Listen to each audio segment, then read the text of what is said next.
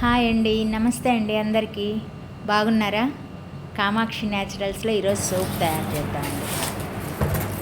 కామాక్షి న్యాచురల్స్కి స్వాగతం అండి. ఈరోజు మనం అలోవెరా సోపు చేద్దాం. బేస్ తీసుకున్నాము, aloe vera soap base, vitamin E capsule, drops, paste. రెడీనా? మనము ఈ సోప్స్ వాడడం వల్ల మనకి స్కిన్ అలర్జీస్ రాకుండా ఉంటాయండి. ఎక్కువ కెమికల్స్ వాడం కాబట్టి మన చర్మానికి కూడా సురక్షితం ఇది. ఈ సోప్ని 1/4 తీసుకున్నానండి. ఇది సోప్ కట్ చేస్తూ ఉంటే భలే ఉంటుంది, చాలా స్మూత్గా కట్ అవుతుంది. మనకైతే భలే హ్యాపీగా ఉంటుంది ఇది కట్ చేస్తూ ఉంటే. మనం సోప్ ప్రాసెస్ జరిగేలోపు మీకు బోరు కొట్టకుండా ఒక చిన్న కథ చెప్తాను. ఇది ధనవంతుడు మరియు బిచ్చగాడి కథ. లాస్ట్లో ఒక మంచి ట్విస్ట్ ఉంటుందండి, తప్పకుండా వినండి అందరూ. ఇది ధనవంతుడు బిచ్చగాడి కథ మాత్రమే కాదు, మన జీవితంలో జరుగుతూ ఉన్న వాస్తవం కూడా. ఒకరోజు ఒక ధనవంతుడు తన ఇంటి వద్దకు వచ్చిన బిచ్చగాడిని చూస్తూ ఇలా అడిగాట, నువ్వెందుకు ఏం పని చేయకుండా అడుక్కు తింటున్నావు అంటే ఆ బిచ్చగాడు చెప్పాట, సార్ నేను లాస్ట్ ఇయర్ వరకు ఉద్యోగం చేస్తూ ఉన్నాను, ఇప్పుడు ఆ ఉద్యోగం పోయింది, ఎంత ట్రై చేసినా కూడా నాకు ఏ పని దొరకలేదు, మీరేదో చాలా మంచి వాళ్ళుగా కనపడుతున్నారు, నాకు ఏదైనా అవకాశం ఇవ్వండి అని చెప్పి అడిగాడు ఆ ధనవంతుడిని. ఆయన నవ్వుతూ, సరే నీకు ఉద్యోగం ఇవ్వాలనే ఉంది, కానీ నీకు సహాయం చేస్తానంతే అని చెప్పాడు. అప్పుడు బిచ్చగాడేమన్నాడంటే, ఏమైనా సహాయం చేస్తారా? థ్యాంక్స్ అండి, ఏదైనా చెయ్యండి అని చెప్పాడు. నేను నిన్ను నా వ్యాపార భాగస్వామిగా మార్చాలనుకుంటున్నాను. నా దగ్గర 100 ఎకరాల వ్యవసాయ భూమి ఉంది కాబట్టి నీకు అవసరమైన ధాన్యం ఇస్తాను. అది నువ్వు మార్కెట్లో అమ్ముకొని లాభాల్లో నాకు చిన్న వాటా ఇస్తే చాలు.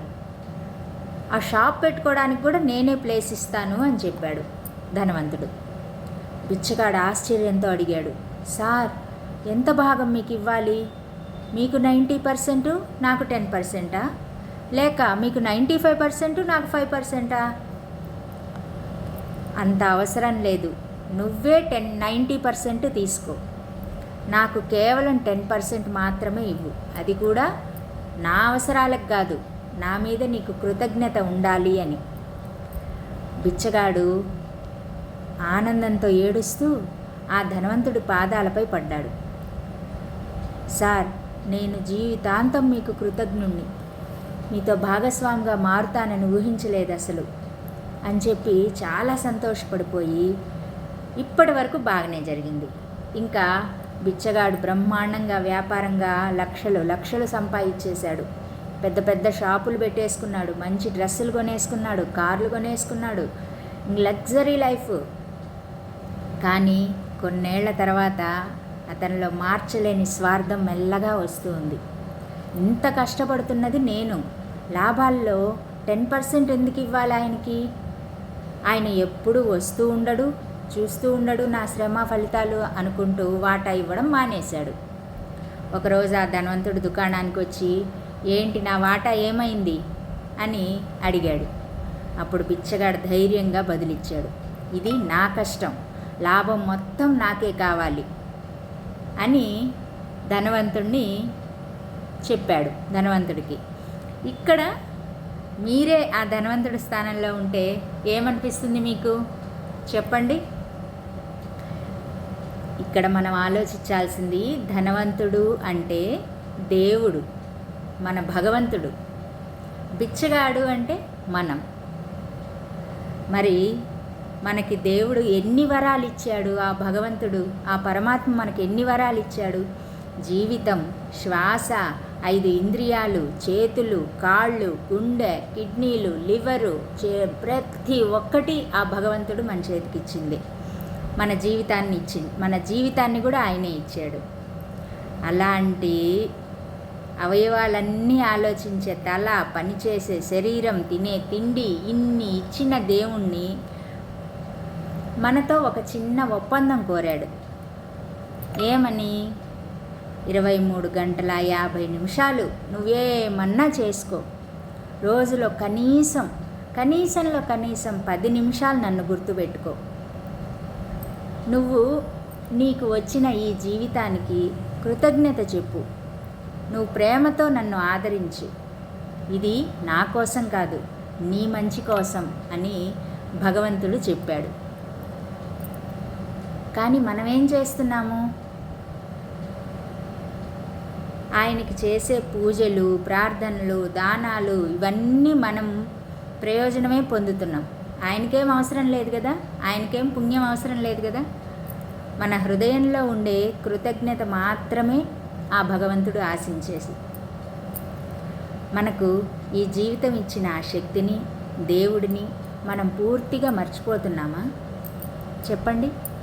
మన విజయానికి కారణమైన ఆ భగవంతునికి కనీసం 10% కృతజ్ఞత కూడా ఇవ్వలేని స్థితికి వచ్చేసామా? ఒకవేళ ఆ ధనవంతుడి స్థానంలో భగవంతుడే ఉండి ఆయన మనల్ని మర్చిపోతే ఏంటి మనకి? ఆ పర్యవసానం ఎలా ఉంటుందో ఒక్కసారి ఊహించుకుందామా? ఆ ఊహే చాలా కష్టంగా ఉంటుంది కదండి. కాబట్టి మనము ఆ భగవంతుని కృతజ్ఞతగా ఈ ప్రకృతిని కాపాడుకుందాం, పొల్యూషన్ నుంచి కాపాడుకుందాం, ఒకరంటే ఒకళ్ళు అభిమానంతో ప్రేమగా ఉందాము. కక్షలు, కార్పణ్యాలు, పగలు, ప్రతీకారాలు ఎందుకండి? ఇవన్నీ ఉండేది ఈ ఒక్క జీవితం. సంతోషంగా ఆనందంగా ఉందాం. సరేనా? చూసారా, మాట్లాడుతూ ఉంటే, కథలు చెప్తూ ఉంటే సోప్ కూడా చేయడం అయిపోయింది. మీకు కథ నచ్చిందా? కామెంట్స్ రూపంలో చెప్పండి. సోపులు కావాలి అంటే కామెంట్స్ చేయండి, ఆర్డర్ పెట్టండి, మెసేజ్ చేయండి. కామాక్షి న్యాచురల్స్ని ఫాలో చేయండి. ఇంకా మంచి వీడియోస్ తోటి మీ ముందుకి వస్తాను. నమస్తే అండి. మా ఛానల్ని సబ్స్క్రైబ్ చేయండి, షేర్ చేయండి, లైక్ చేయండి, కామెంట్స్ చేయండి. Thank you.